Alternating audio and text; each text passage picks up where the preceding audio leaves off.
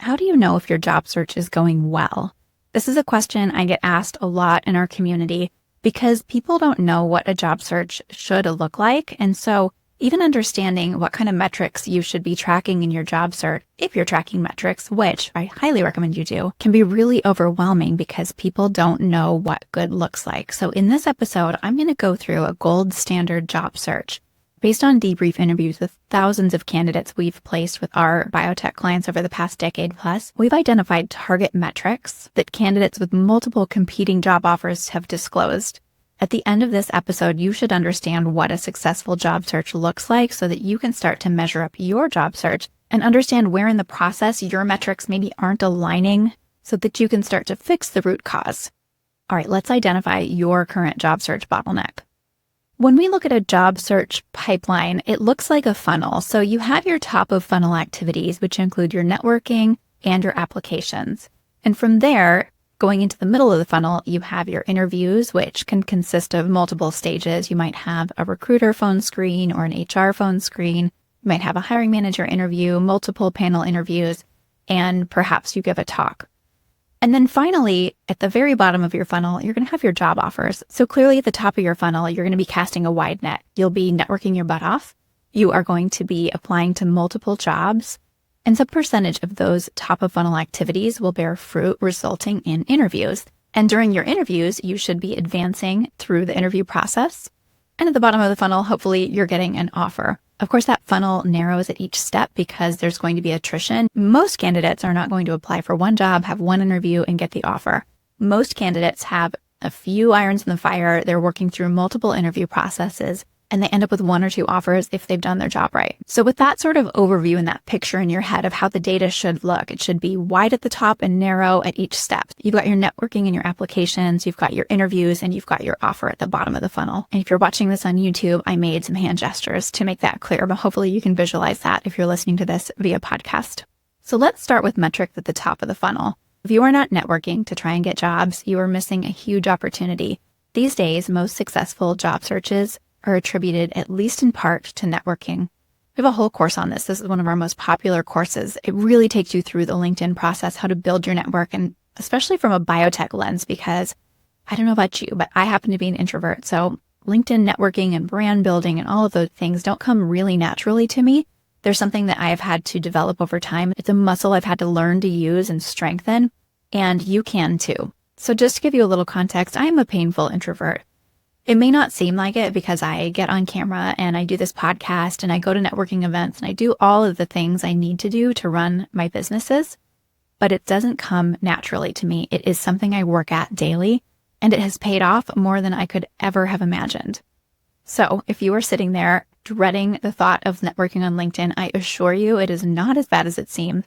And I plan to have some podcast guests on here who are actually members of our community that have employed some of these tactics and been really successful in their networking. And as a result, have gotten interviews, jobs, offers, all of those things through their networking efforts. But I do want to go over the data that you should be looking at when you think about networking for yourself. So yes, you need to be doing it, but how much? How do you even know if your efforts are successful? This is what I want to go through at the top of the funnel in the networking category. So when I think of top of funnel, it consists of both your application and how you're engaging with your network. I recommend that you attempt to grow your network to at least 5,000 people on LinkedIn. If you're looking at your LinkedIn right now and you've got a few hundred contacts, trust me, you are not alone. This is very normal, especially in biotech, but it is something you can work at day after day, week after week, and it does get easier. I promise you that. So the metrics I like to teach people are, if you can get your network to 5,000 or more engaged people where you're getting a really good feed that you're enjoying engaging with, they're people who are posting relevant things, they're your peers, they're people that are one step ahead or behind you, they're people that you can actually help by making connections, that's going to be a network that serves you really, really well. And it doesn't need to be bigger than that. If it is, that's great. But what I find is that when you get much bigger than that, you're not going to know as many people or be able to help as many people as a percentage. Absolutely, by all means, grow your network beyond that. Mine is far bigger than that. I think that 5,000 mark is a really healthy network size where you are going to have support when you need to put your hand up and say that you're on the job market. The other component to your LinkedIn that you should be tracking is how many recruiter outreach messages are you getting on a monthly basis. If your LinkedIn profile is well fleshed out, it represents you and what you want to be doing well, whether you're on the job market or not, you should be getting at least one LinkedIn recruiter outreach per month. This means that your profile is being seen for the right things. If you're getting outreach from recruiters, but it's in the wrong area, that's something to take note of because you might inadvertently be putting things into your profile that are allowing you to be found for things you either no longer want to do or be found for, or they're not really aligned with what your future goals are. So those are both really easy things to fix that we are happy to help you with in the community if you're ever curious. That's really a big topic of discussion is what should go on the profile? Where should it be? How should I message it? What if I want to change careers or tracks? Those are all really common questions that we deal with because the LinkedIn profile is such a great place to be found by people who don't know you yet. Beyond LinkedIn, there's a lot of other networking activities you can do in real life and online.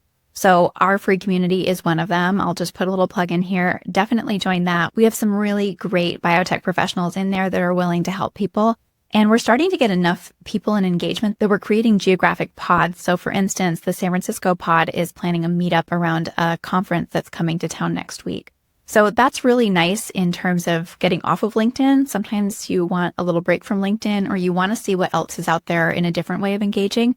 So there are some online communities like mine that you can participate in. Another great way to do networking is in person, and I definitely recommend joining some organizations. For me, Women in Bio was really instrumental in getting me on my shell when I finished my PhD and I launched my business. I made meaningful connections that helped to get me some of my first clients through Women in Bio. Specifically, I volunteered to be a chairperson for one of their committees, which meant people had to come to me for different things that they needed during events, before and after events. So suddenly I sort of had a purpose there as opposed to just wandering around aimlessly trying to network. I was kind of working at the event, which put me more at ease, and it gave people a reason to seek me out. So it was kind of an icebreaker that I was, a committee chair with a badge that said so, and people needed things from me. So just a little tip, if you're ever thinking, I would join, but I hate networking or I'm so awkward at these events, sometimes getting a little bit of clout is a good thing. And I can tell you that these organizations are desperate for help. So it is really easy to get into a role where you can be impactful in the organization and set yourself up for maybe a little more of an easy time networking. The next top of funnel activity is your applications. So sometimes you get lucky and you can network your way right into a job, but often we need to apply, whether it's concurrently with networking, maybe it's a contact at a company that says, yes, apply and I'll make sure to flag your application, or you want to apply and then network. That's also a really good tactic, is to put your application in and then see on LinkedIn who you can connect with to find out a little more about the job. We have some podcast episodes specifically about that if you're interested. But any way you spin it, you're probably going to have to do a little bit of applying. So that means going to the company's website, putting in your application, maybe a cover letter, and seeing what happens next. The metrics around that are a little bit complicated, but in a gold standard, when we talk to candidates that have been really successful in their job searches, they say that they get interviews from 20 to 40% of their applications, which means for every 5 applications they're submitting, they're getting 1 or 2 recruiter phone screens, that first interview stage out of that. If you are not getting that hit rate with your applications, there's some really high impact things to do. So first of all, are you applying to the right jobs? If you're in a really niche field and you're having to apply to jobs that are maybe a little of a stretch for you, or perhaps you're actually overqualified for them, you're going to have a lower hit rate because you're going to get disqualified because you don't have the right certifications, degrees, or you're seen as overqualified, and that's an automatic knockout in some percentage of those job searches. However, with a really good application, a really good resume and cover letter, mostly the resume, honestly, you can mitigate some of that by explaining very clearly, very early on why you've applied for the job. And I've seen candidates really successfully navigate applying to stretch jobs or jobs that they technically are overqualified for, and still keeping their hit rate really high for getting those interviews out of applications.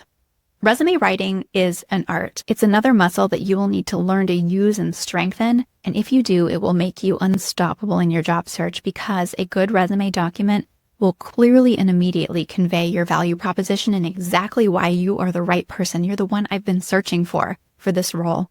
I actually have another podcast episode and a column about this, And we have a course with all of the things you need, including templates, ChatGPT, prompts, all of the things to make a really good resume. I've had multiple people enter our community and say things like, I had a professional resume writer write my resume. I've applied to 100 jobs and I've not gotten a single interview, but it can't be the resume because it was professionally written. I will tell you right now, it is your resume. If you have applied to 100 jobs, unless they're wildly, wildly outside of what you should be applying for, you should be getting some interviews from that. That is a really high number to not be getting any interviews from. And the thing about professional resume writers is they may write a really nice, pretty resume, but they're often not going to be specialists in your field, and those resumes are not tailored for the job. So it is really simple to tailor resumes to the job, but it is something you have to learn to do. It's very easy when you learn, but you must in fact do it. I will link that podcast episode in the show notes if you want to go back and see how I really teach people to truly tailor their resumes. But it is a must listen if you are noticing that you are stuck in this step and you are not getting a 20 to 40% hit rate on your applications. All right, let's say that your application stage is not a problem. You are getting 20 to 40% hit rate. You're moving right along into interviews. And then you get stalled and you're not getting forward in the interview process.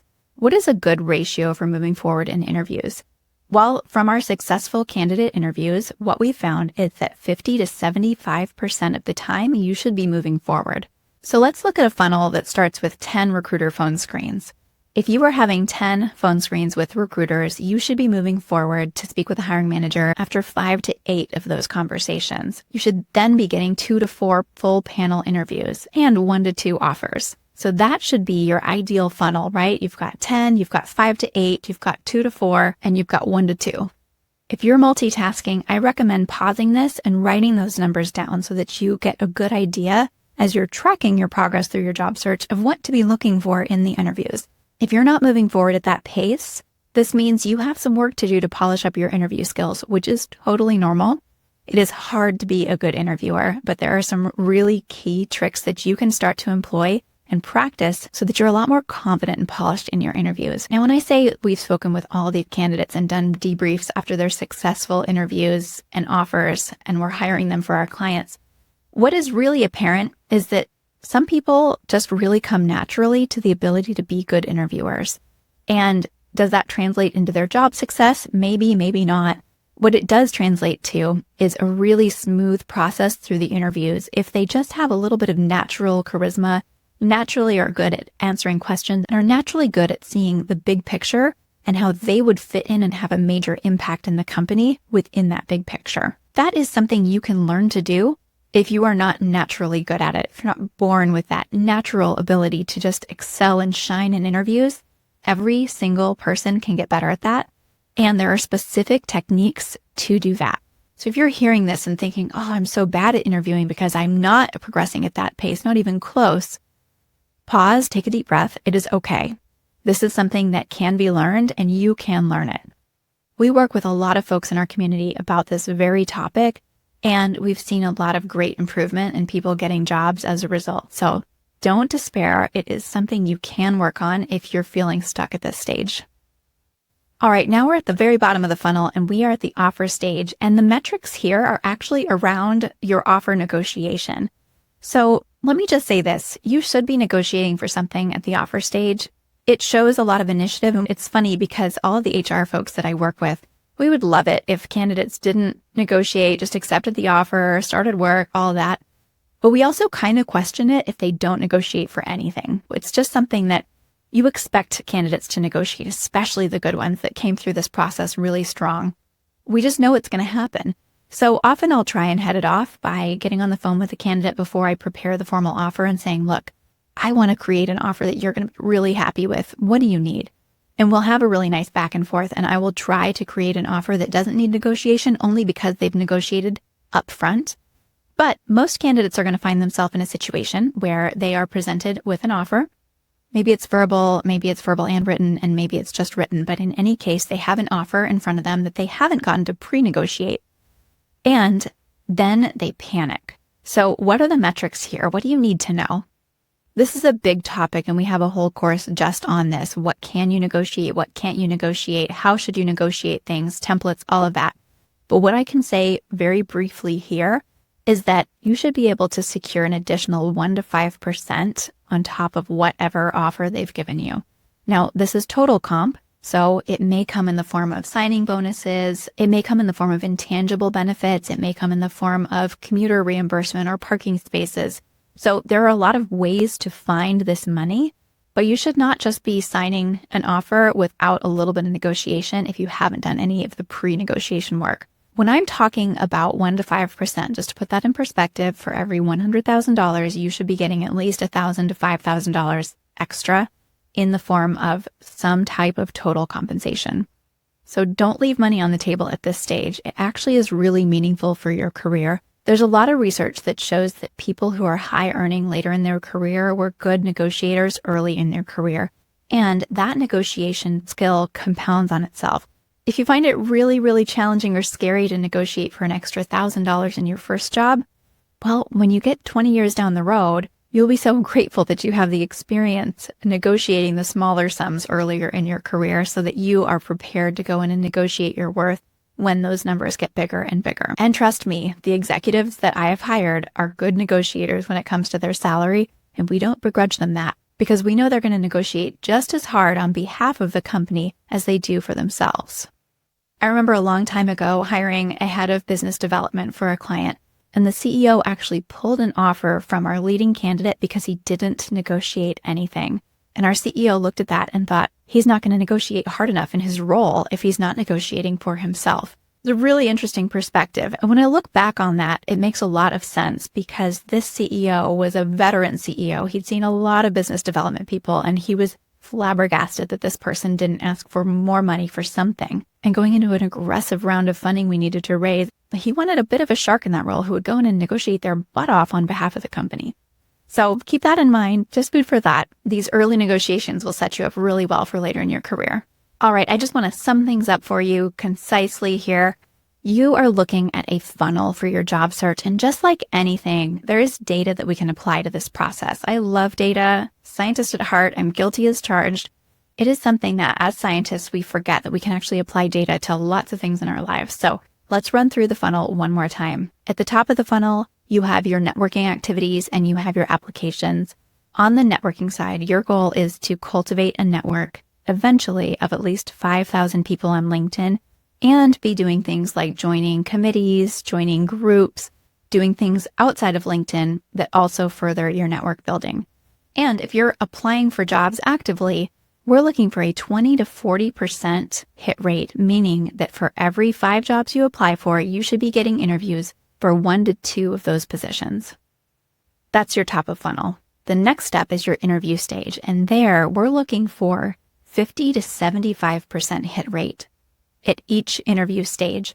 Some interview processes are going to be longer and more involved than others, but you should be moving forward to the next stage more than half the time. Does this mean you're going to make it through to the end for all of your interviews? No, but that's where a little bit of this numbers game comes in, right? If you are applying for an appropriate number of jobs, you're getting then a good number of interviews. You should be seeing success in those interviews, some a reasonably high percentage of the time. In a good job search, if you have 10 recruiter or HR phone screens, you should be getting at the end of that process 1 to 2 offers. Now add your network into that and it might be a higher hit rate even because you might have some warm introductions along the way in that process. But if you're mostly relying on applications, that's a really solid goal to go for. And finally, at the bottom of your funnel, you have your offer stage. You do not want to leave money on the table at this stage. It is expected that you will ask for something. So aim for 1 to 5% of that base salary and be flexible on where it comes from. It doesn't have to be more base salary. It might be some bonuses. It might be some intangibles. It might be some benefits you've never even thought of. One thing I teach in the community is to get a little creative with compensation. There are so many different ways to spin the compensation puzzle. So it's not just about base salary. All right, I want to hear from you. Which of these metrics was surprising to you? Which of these metrics are you hitting or not hitting? I am really curious and I'd love to see you in the community. If you have specific questions about your job search, join our free community. We have so many resources and great, friendly people in there. We'd love to see you there and answer your questions. That's all for this week. Bye for now.